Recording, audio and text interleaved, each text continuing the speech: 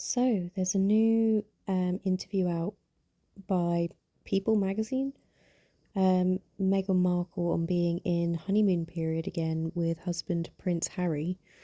I see this spark in his eye. Let's see what it says, shall we?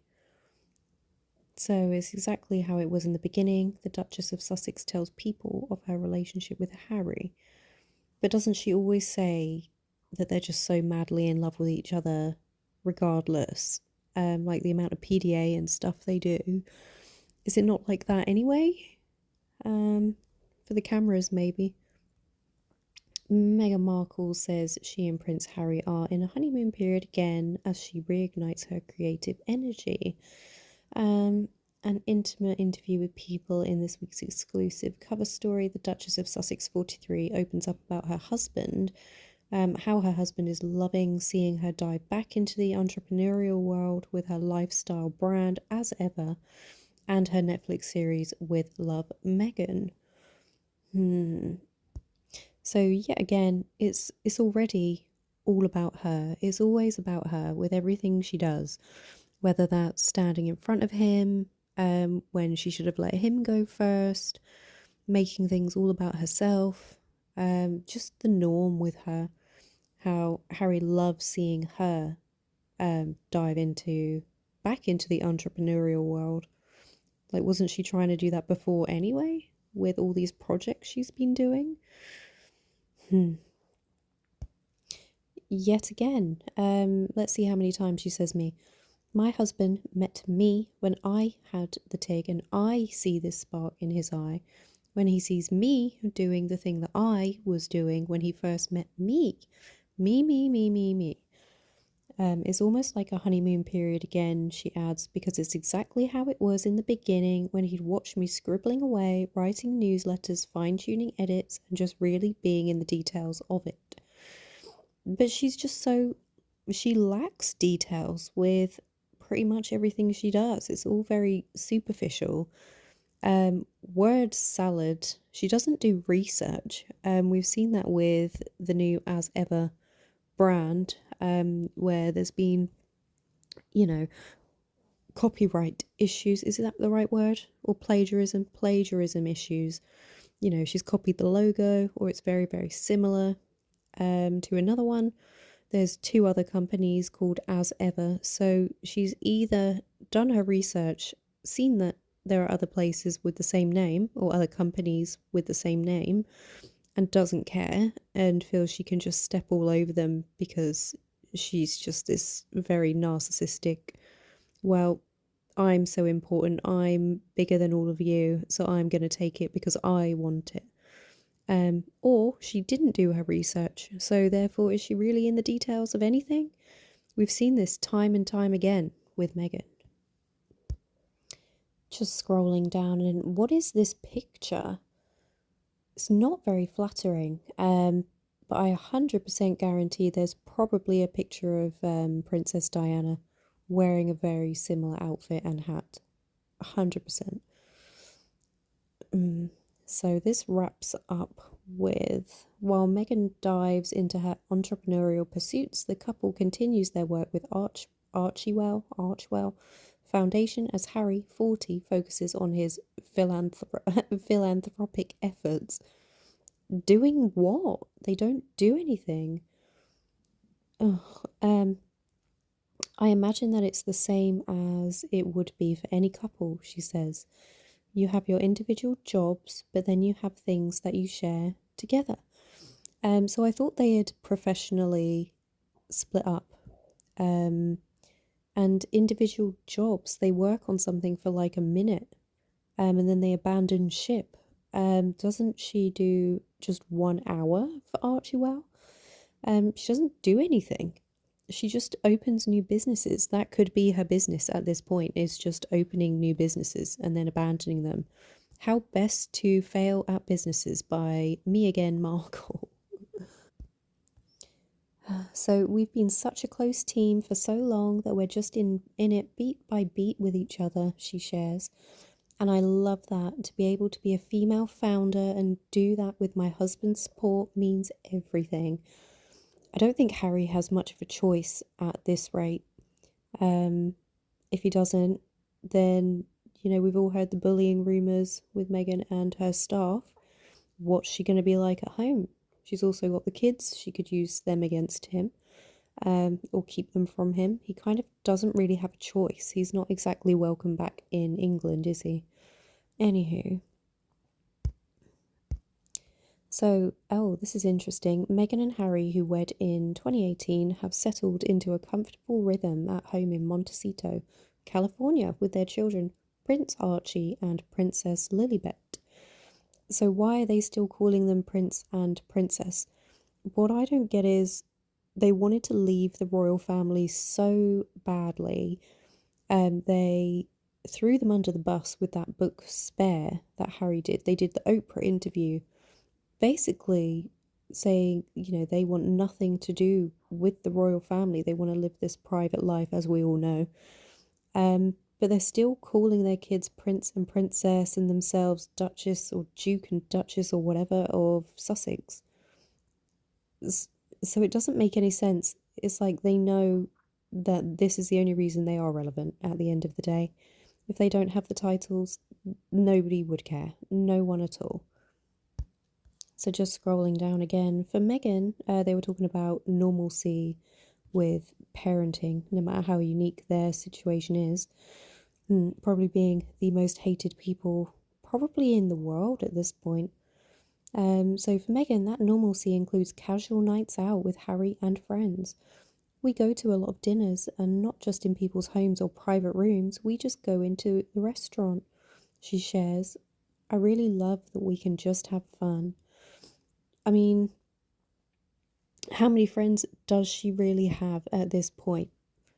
Like, they are quite well known. I doubt they're hanging out with normal people. So there's not really any paparazzi shots of them. And you know how Meghan loves to call Bagrid. So, do they really? And why are they always going out for dinner? They've got kids. Do they not have dinner with their kids if they're so family orientated? But this is a picture of Meghan with her dog, Guy, I believe. Afternoons are marked by what they lovingly call day dates. Excuse me. So they go to dinners a lot in the evening. They have day dates where they have quiet lunch together. Are they ever with their kids? So I am. I'm a parent myself, and I would always want to have lunch or dinner with my baby. Why don't they seem to include their kids in much? Like, whenever they're away, their kids aren't with them, and that might be a security thing, but I mean, their kids are missing out on all these experiences. But also on the flip side, I don't know if anybody saw the video of Harry saying to his son Archie about landmines and how they blow people up.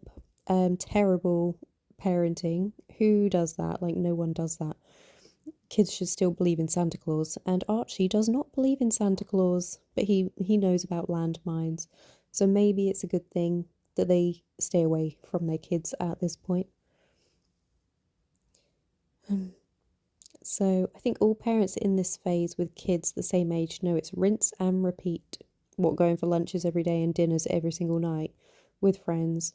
Probably no family, I'm guessing. Maybe Doria. So the couple leaned on each other following the recent loss of Meghan's beloved rescue beagle Guy, who is seen as her loyal kitchen companion throughout the new series.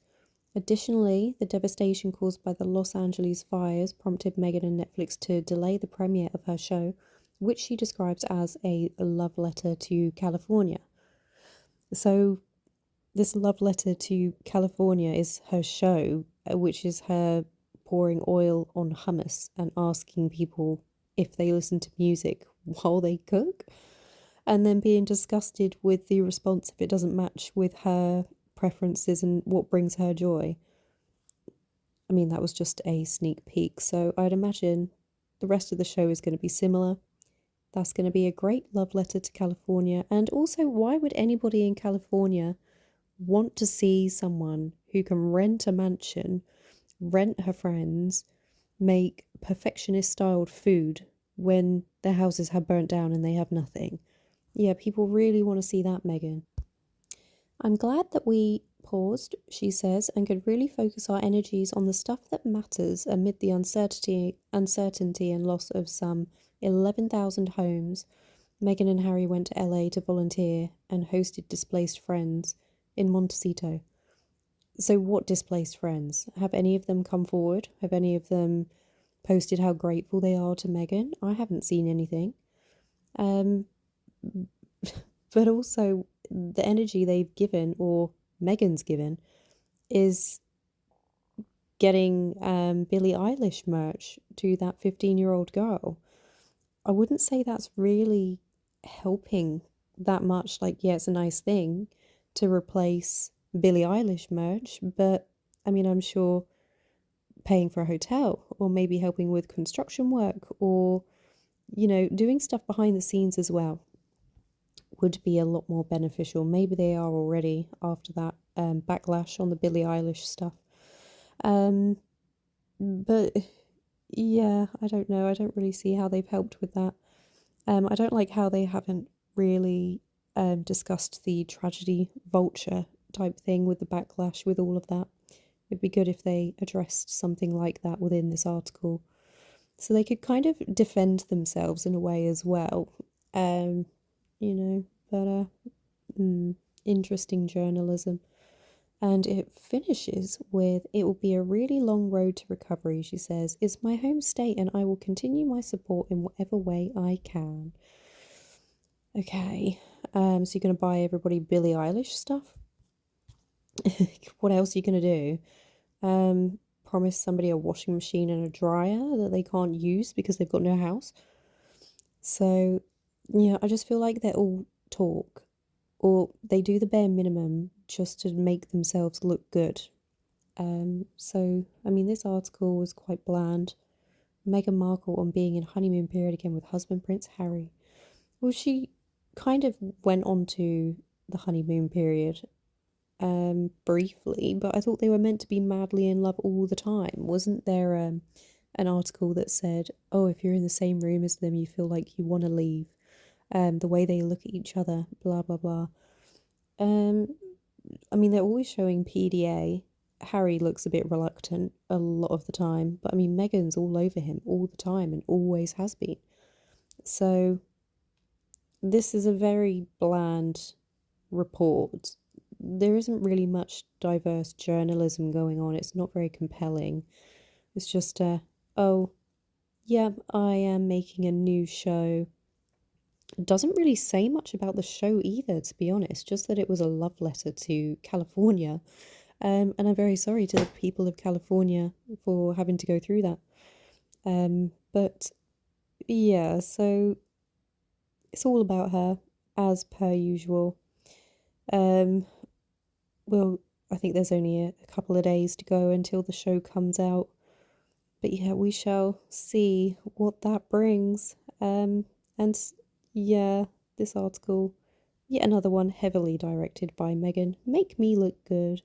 Talk about my dog. Talk about California that I did tragedy vulturing in. Um, yeah, there's no substance to this at all. Just look how great we are. We always go out. Oh, we're so in love. Didn't really say much about their kids either, to be honest. Anywho,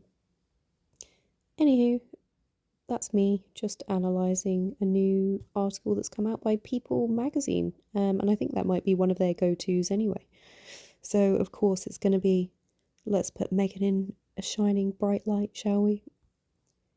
Terrible journalism right there. But, yeah. Anywho, that's me. Thank you for watching. Bye.